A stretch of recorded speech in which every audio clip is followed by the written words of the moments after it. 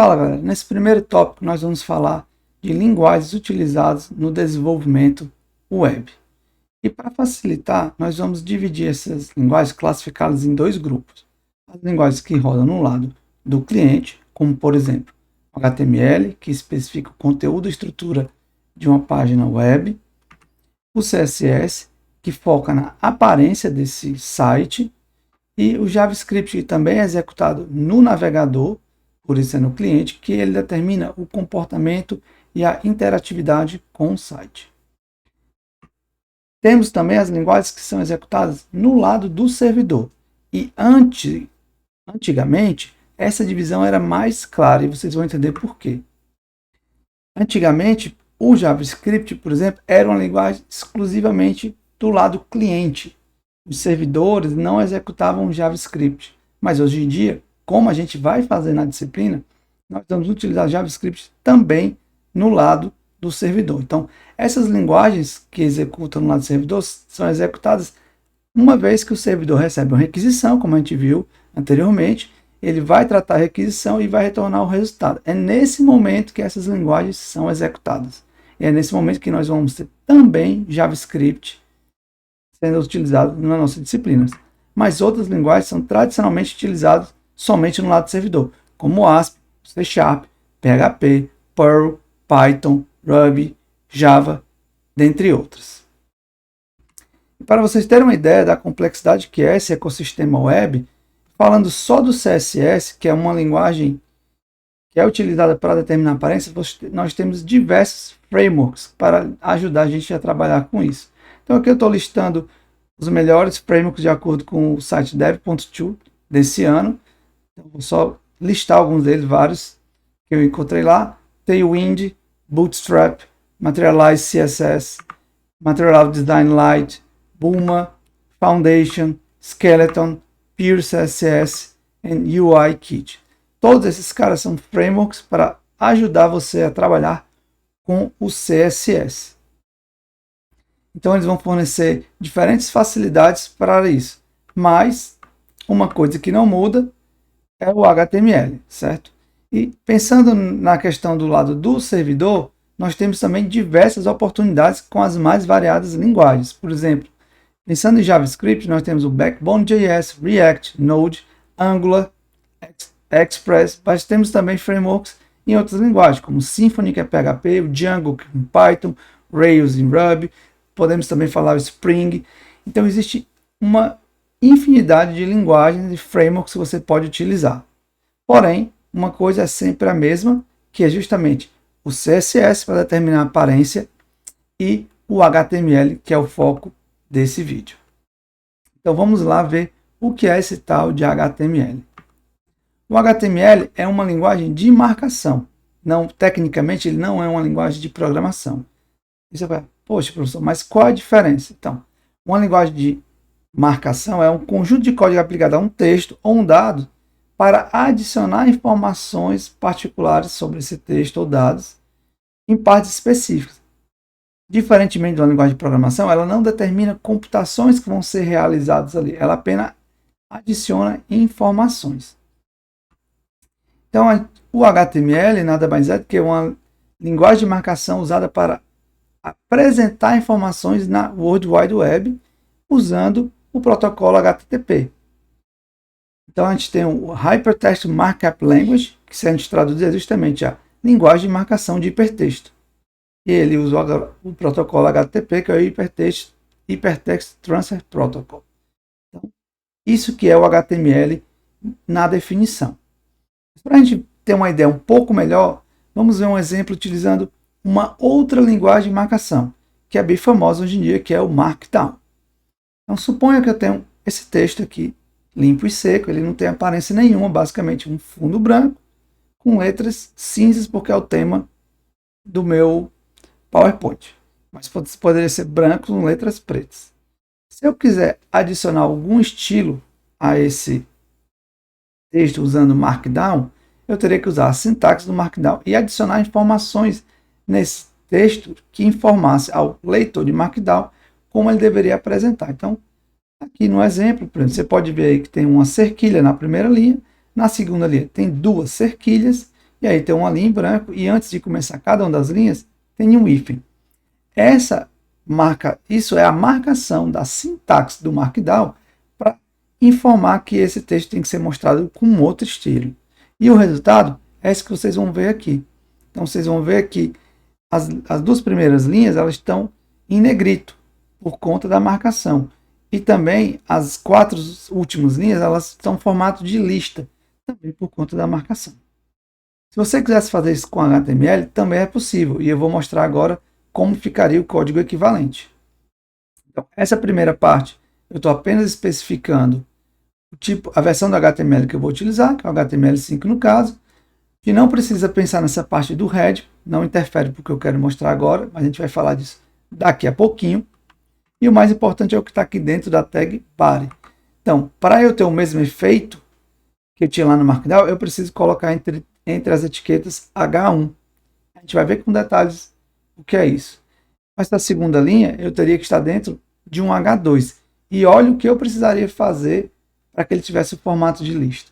Eu teria que ter uma UL com vários LIs, um para cada item da lista, e assim eu teria a mesma marcação. Então dá para ver porque que o Markdown hoje se popularizou bastante, porque ele entrega uma sintaxe mais simples e alguns frameworks são capazes, e navegadores são capazes de interpretar o Markdown e transformá-los para HTML, que é o que acontece na maioria das vezes. Na verdade, você escreve em Markdown, ele é compilado para HTML, que é a linguagem que o navegador entende, e aí ele mostra num site dessa forma. Então, o próprio GitHub tem a própria linguagem deles lá. O GitPages é baseado em Markdown, mas, lógico, quando você abre uma página do GitPages e você olha o código-fonte, o que é que você encontra? HTML, que é mais complexo. E é o que a gente vai estudar a seguir. Então, para que serve o HTML? Para descrever o conteúdo e a estrutura de informação em uma página web. Lembrando que isso não é a aparência que você vai ver na tela. Para isso a gente vai usar o CSS, que é o foco da gente. O CSS, que é o que a gente vai ver mais adiante. E como é feita essa marcação? Bom, eu já dei um pequeno spoiler antes através de etiquetas ou tags. A gente vai falar mais tags porque é mais prático. Então, são breves instruções que determinam um início e um fim. E no caso do HTML, toda tag inicia com um símbolo de menor que e ela termina com um símbolo de maior que, como a gente já viu e vai ver várias vezes ao longo do curso. Então, utilizando essas tags, eu vou determinar formatação de texto, de imagem, disposição de elementos e todo o conteúdo da página. Então, dentre as tags básicas, vou falar aqui a principal, que é o HTML, que ela determina o início de um documento HTML. Se você não iniciar com isso, o navegador não vai saber que você está descrevendo ali uma página HTML. Então é ela que indica que o conteúdo que vai vir dentro dessa tag tem que ser interpretado como conteúdo HTML. Em seguida, a gente tem a tag head, que define o cabeçalho de um documento HTML. Então, dentro desse cabeçalho, eu posso trazer várias informações sobre o documento que está sendo aberto. A gente vai ver como a gente especifica e que tipos de informações você pode colocar lá. E uma outra tag super importante é a tag body, que é dentro dessa tag que você vai ter o conteúdo e o corpo do documento. E é somente o que está dentro dessa tag que é visível para o usuário. Certo? Então, é aqui que eu vou ter o cor de fundo, as margens, as imagens, os parágrafos, todo o texto, vai estar tudo contido dentro da tag body. E aí a gente tem uma estrutura básica que eu vou mostrar agora. Essa é a estrutura base do HTML. O doctype vai informar a versão do HTML, que nesse caso é o 5, e aí você normalmente já tem um head logo em cima, que pode conter, dentre outras coisas, o título do documento, que é o que você vê no nome, na abazinha do navegador, e o body em seguida, que tem todo o conteúdo visível, como eu falei anteriormente. Então, essa é a estrutura básica e vocês vão se acostumar com ela rapidamente, porque toda página que vocês vão criar, principalmente agora no começo, que essa criação vai ser totalmente manual, vocês vão ter que criar essa estrutura. Agora nós vamos ver em detalhes cada um dessas tags e o que é que eu posso trazer dentro delas. E vamos começar pelo head, que é o cabeçalho do nosso website. Então, dentro dessa tag, a gente pode encontrar, por exemplo, o título, que vem delimitado dentro da tag title. Então, esse é o que vai aparecer no navegador, e antigamente, quando a gente não tinha aba, na janela, na barra de título do navegador como um todo. Eu posso ter a tag style, onde eu vou ter dentro desse conteúdo um conteúdo CSS para definir o estilo da página. Eu posso ter também a tag script, que você determina, normalmente você pode ter código JavaScript dentro, mas normalmente o que a gente faz é indica qual arquivo JavaScript eu quero utilizar no meu site. Eu tenho também a tag link, que caso você não queira colocar um CSS diretamente, você pode informar que é um arquivo externo, e aí você usa essa tag para informar o navegador que você quer acessar um arquivo externo de CSS. E tem a tag meta, onde você preenche o cabeçalho com metadata sobre o seu site, como a propriedade do autor, codificação, a descrição. Um exemplo aqui que você pode ver de um cabeçalho contendo tudo isso. Então, primeiro o link é para definir o ícone, depois tem uma série de metadados, que eram informações que antes eram super relevantes para os motores de busca.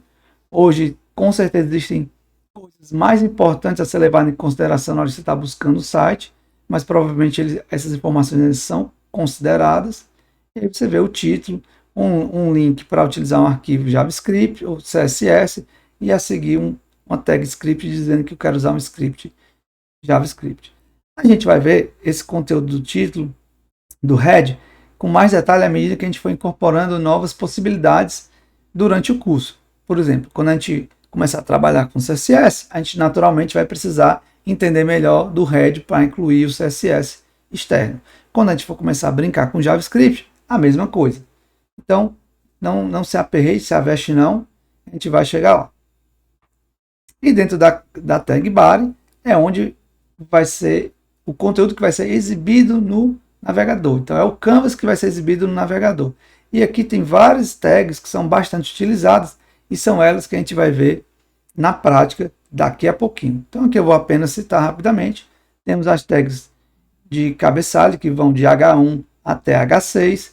Tem uma tag do parágrafo, tem uma tag para quebra de linhas, para imagens, para links, para tabelas, e o div, que é para ajudar na divisão da página. Mas como eu falei, a gente vai falar um pouco melhor dessas tags na prática. Então daqui a pouco, fiquem aí, a gente vai meter a mão no código e vamos mostrar como você pode usar cada uma dessas tags para construir sua página web.